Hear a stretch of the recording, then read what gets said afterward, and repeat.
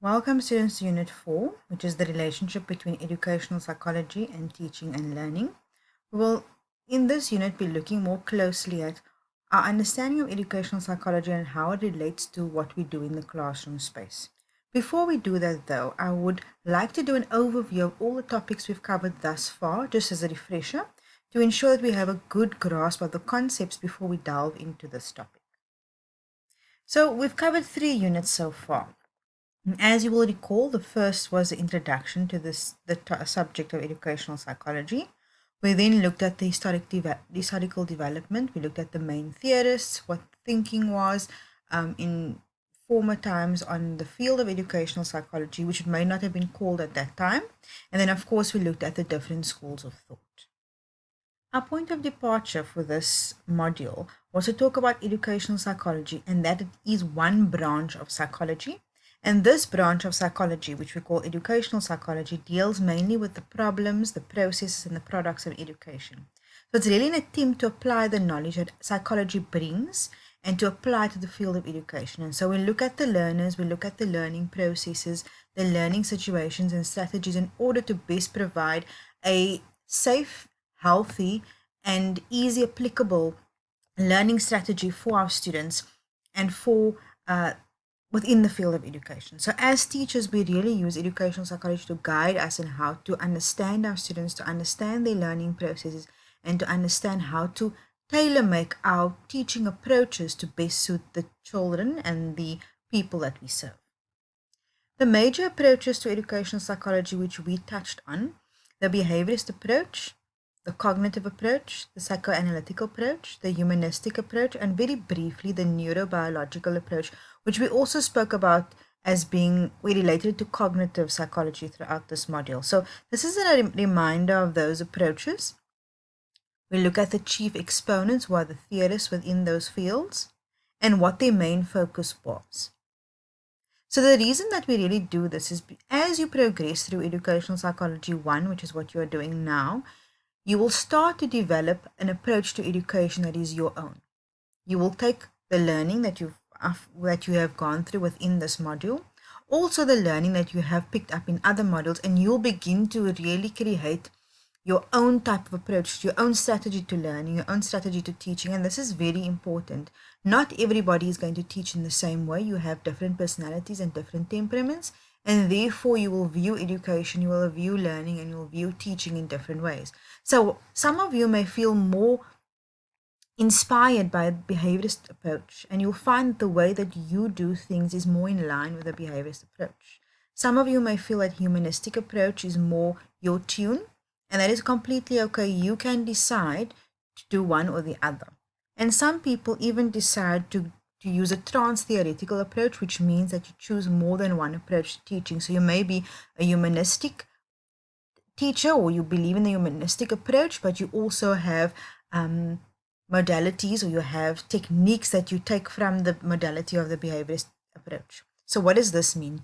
In behaviorist approach, you will look at overt behaviors, the stimulus response, you will look at conditioning, you will look at the fact that punishment and reward plays a big part in the process of learning for your students. But you may also believe that the personalized experiences has a very big impact on the way that a child is able to build relationships in the class and therefore improve on their learning. So it's okay if you pull more of these types of approaches into the way that you look at and understand teaching and learning.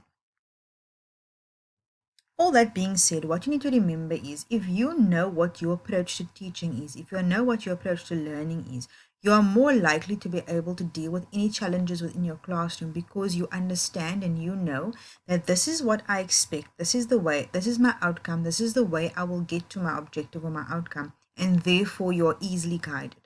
If, for example, you're doing your planning and you are doing your assessments in a very ad hoc way and just to meet the requirements of the CAPS document, you are more likely to struggle as you progress through your teaching journey. So at this point within this Educational Psychology 1 module, I want you to really start thinking about what is my approach to teaching? What do I think is the most important elements of dealing with children, of helping and supporting them through their own academic journeys? Again, this is just a breakdown of the learning theories. We've already covered this as we progress through the modules.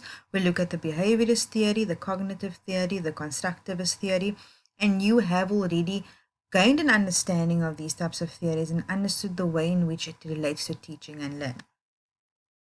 What we have also covered, very importantly, is the Bronfenbrenner.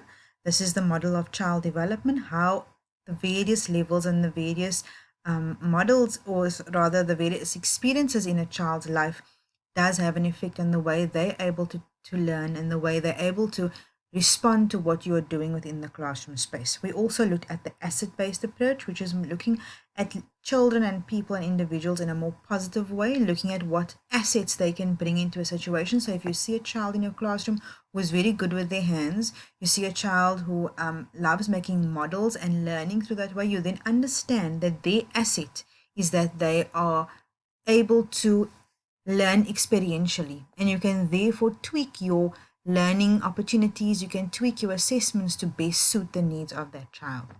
And we also looked at the social and medical model of learning, which you could talk about in terms of being a traditional versus a social model of learning.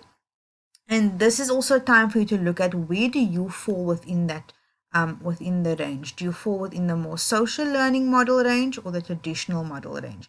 And what are the pros and cons? Remember, nobody's going to tell you what is right or wrong. Your school may say we work this way, but for you it depends on what speaks to you, what speaks to your way, your approach to learning and teaching. So why have I chose to speak about the units that we've already covered before? The reason for that is that those have all laid the foundation for Unit 4. And of course, this whole Educational Psychology 1 is laying the foundation for Educational Psychology 2, because as we know, we don't just go straight into top level learning, we build it in levels and steps.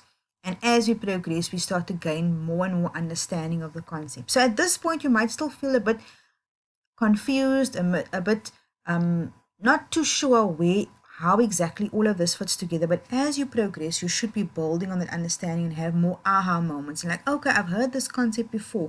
I've heard about Bronfenbrenner, for example, in inclusive education. Now it's coming into educational psychology. So now you're putting the pieces together.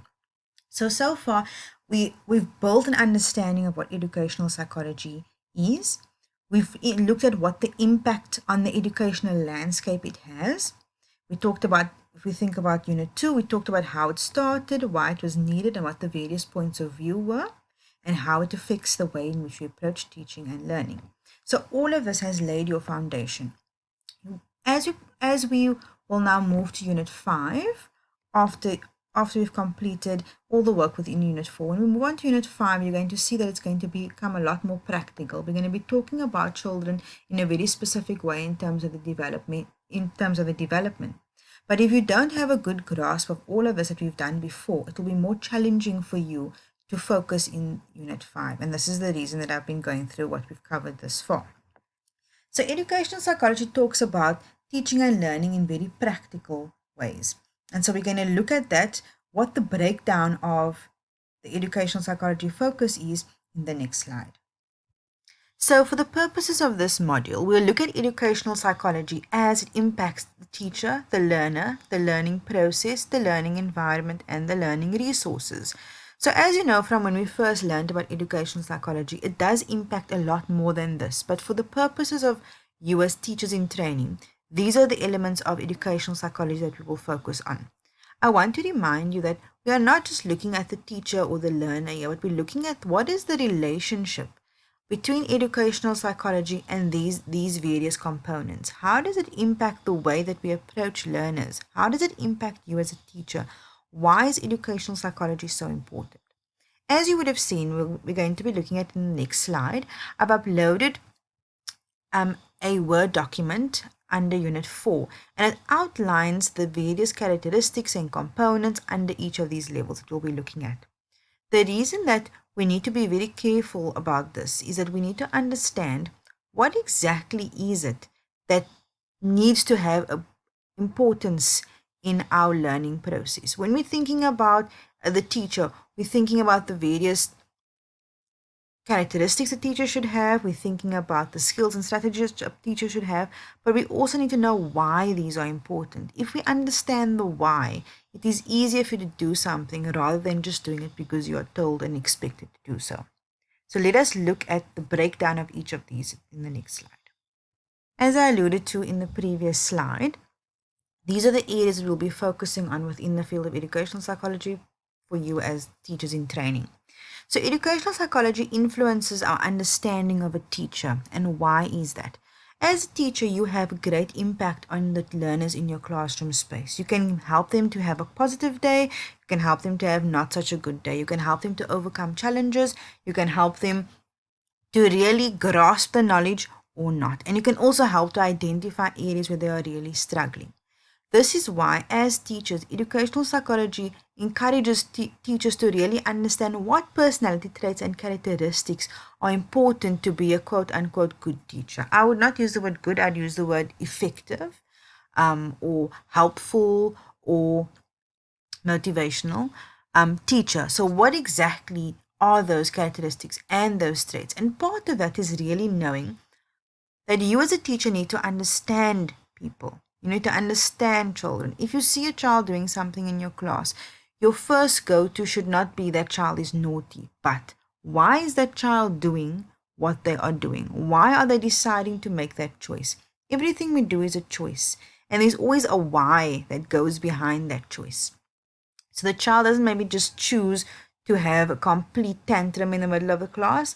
They may be doing so because not only are they not able to grasp the knowledge in the classroom space, but they may also have something going on at home. So as a teacher, part of the characteristics that you should possess is to be a bit of a detective, to be very observant of your environment, to understand that, if we move on to the next point, part of your duties and responsibilities is not only teaching that child the curriculum, not only making sure the child gets a very good mark on the assessments, but also for you as a teacher to know your child, know what is happening in their lives, know what sets them off, know what excites them, and know it makes your job bigger, and it means that you need to do a lot more than just go through the CAPS document.